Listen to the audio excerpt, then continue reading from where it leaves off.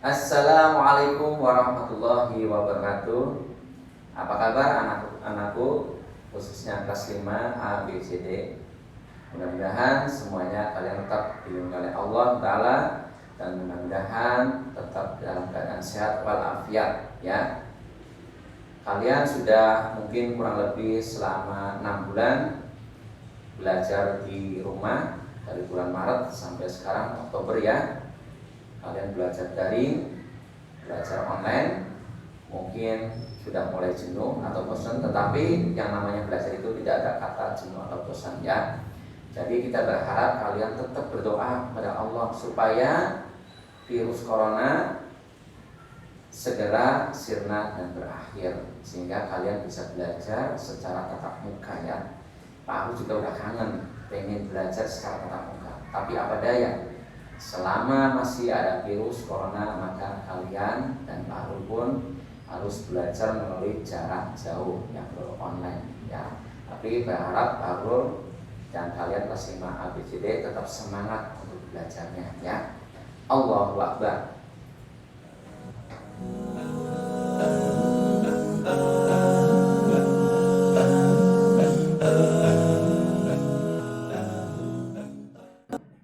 Baik, pada pertemuan yang kedua untuk pembelajaran secara online. Kalau minggu yang lalu kalian hanya untuk diperintah untuk membaca, kemudian menelaah. Sekarang pada pertemuan kedua kalian untuk melihat tayangan YouTube mengenai pembelajaran PAI bab 4, yaitu tentang nama-nama kitab Allah. Yang pertama, nama-nama kitab Allah SWT ya. Percaya kepada kitab-kitab Allah merupakan rukun iman yang ketiga ya. Kitab-kitab Allah itu diturunkan Allah SWT kepada para nabi dan rasulnya melalui malaikat Jibril. Kemudian kitab-kitab yang diturunkan Allah SWT kepada nabi dan rasulnya melalui malaikat Jibril ada 4. Keempat kitab itu diturunkan oleh Allah SWT dalam waktu yang berbeda-beda dan diberikan kepada nabi dan rasul yang berbeda pula. Ya, nama-nama rasul yang menerima kitab Allah SWT ya. Nabi dan rasul yang mendapat kitab suci ada 4 sesuai dengan jumlah kitab Allah yang diturunkan juga ada 4. Nabi dan Rasul yang menerima kitab suci itu adalah sebagai berikut. Yang pertama adalah Nabi Daud alaihissalam menerima kitab Zabur. Kemudian Nabi Musa alaihissalam menerima kitab Taurat. Kemudian yang ketiga adalah Nabi Isa alaihissalam menerima kitab Injil. Kemudian yang keempat adalah Nabi Muhammad SAW yang menerima kitab Al-Quran ya. Keempat nabi dan rasul itu dalam menyampaikan ajaran agama Islam berpedoman kepada kitab yang telah diterimanya. Jadi ada 4 kitab ya, Zabur, Taurat, Injil, dan Al-Quran yang diturunkan Allah kepada nabi dan rasulnya. Kalian harus hafal ya. Zabur itu diturunkan kepada nabi siapa, Taurat, Injil, dan Al-Quran. Kitab Taurat merupakan pedoman dan petunjuk bagi Bani Israel sebagai firman Allah SWT berikut ya, yang bunyinya yaitu dalam surat Al-Isra ayat 2, wa ataina Musal kitaba wa ja'alna hudal li bani Israila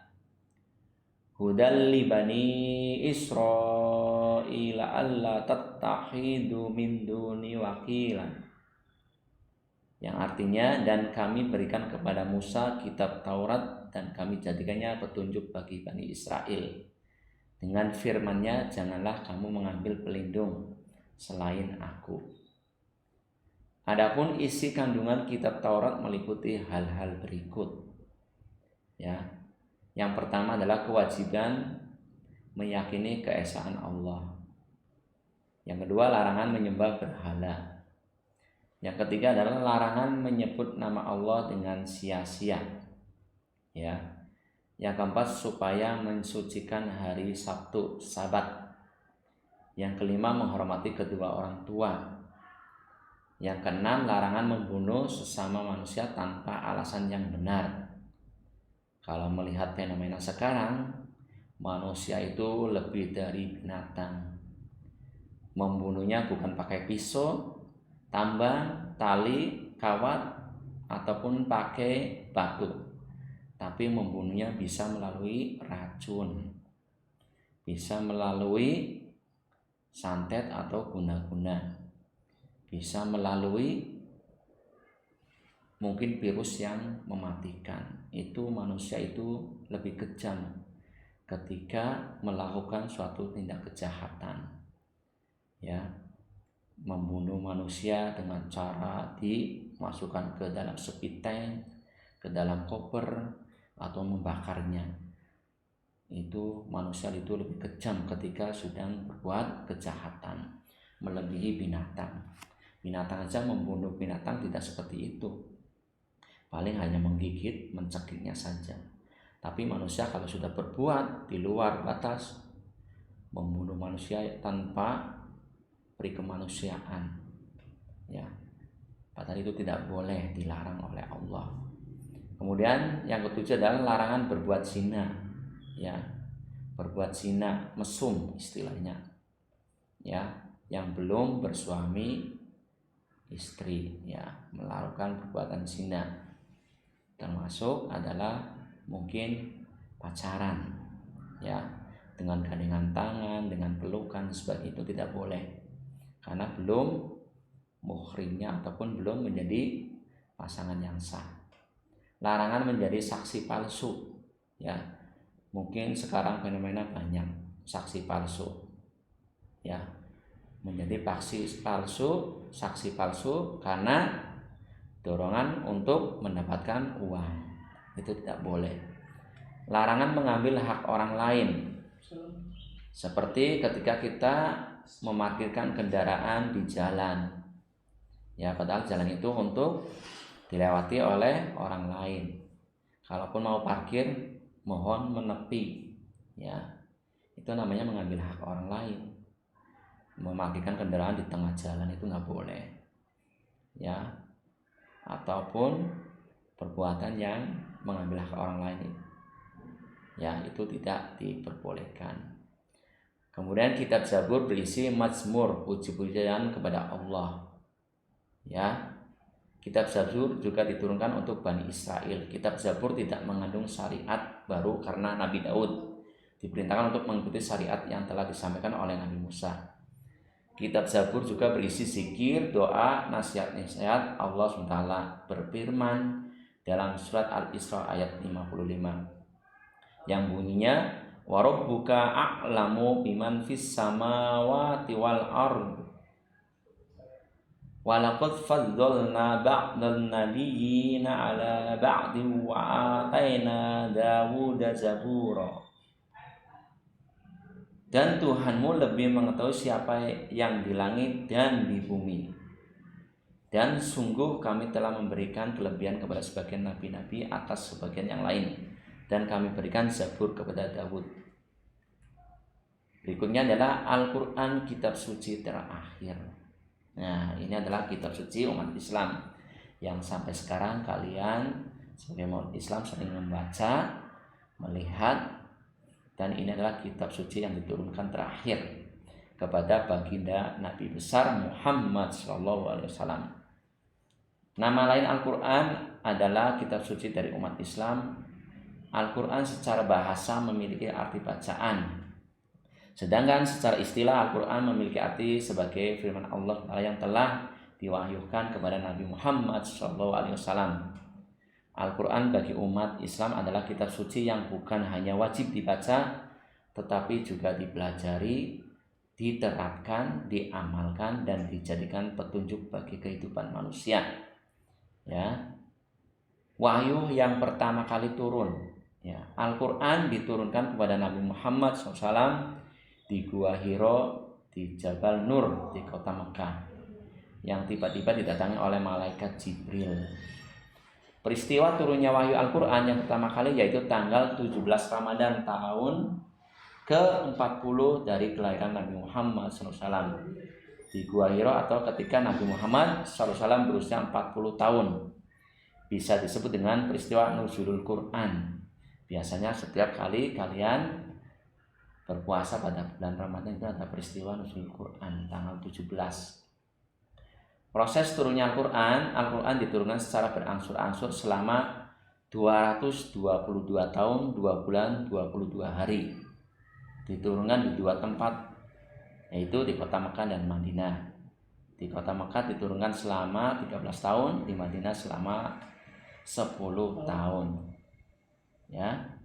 Jadi kalau di kota Mekah itu selama kurang lebih 13 tahun.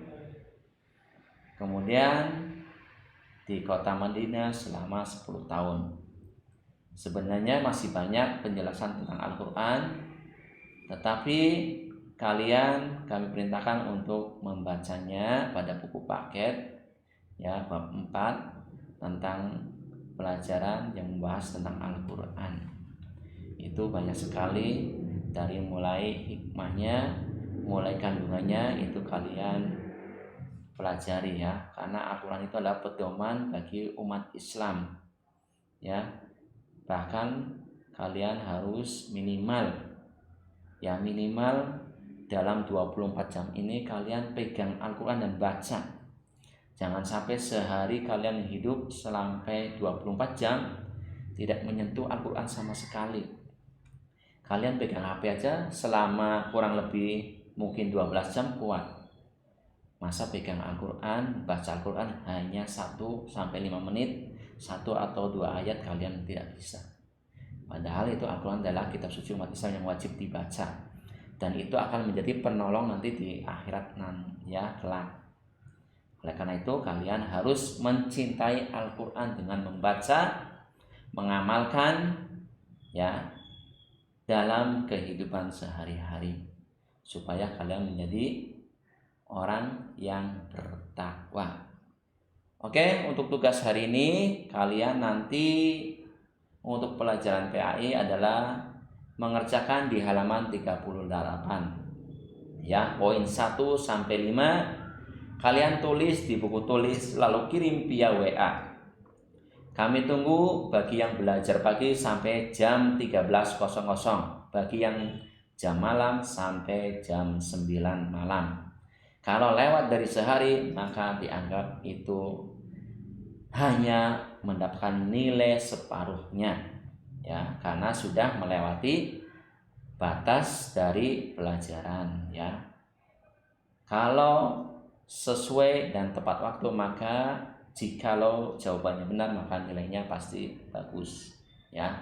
Jangan sekali-kali kalian menunda-nunda tugas ya. Pengalaman pada 3 bulan kemarin banyak yang masih ketika suruh mengumpulkan tugas tetapi telat, bahkan sudah melewati waktu atau hari. Tetapi kebijakan kami masih beri nilai, tetapi nilainya tidak sempurna. Oleh karena itu sebenarnya rugi pada kamu ya. Padahal jawabannya sudah bagus, tulisannya sudah bagus, tapi karena lupa mengirimnya, tidak sesuai dengan waktu yang sudah ditentukan, maka lewat dari hari itu maka kalian mendapatkan nilai separuh dari nilai aslinya ya. Jadi ingat, biasakan mengumpulkan dengan tepat dan cermat. Oke? Kami akhiri dan kami mohon maaf yang sebesar-besarnya apabila dalam penyampaian untuk pembelajaran bab 4 ini kurang puas. Boleh kalian tanya atau boleh kalian konsultasi melalui via WA. Kami terbuka selama kurang lebih 24 jam ya. Insyaallah ini untuk pelajaran pertemuan kedua ini, mudah-mudahan kalian bisa mengambil beberapa pelajaran untuk dijadikan sebagai acuan ketika kalian belajar pelajaran yang lainnya. Tetap semangat ya.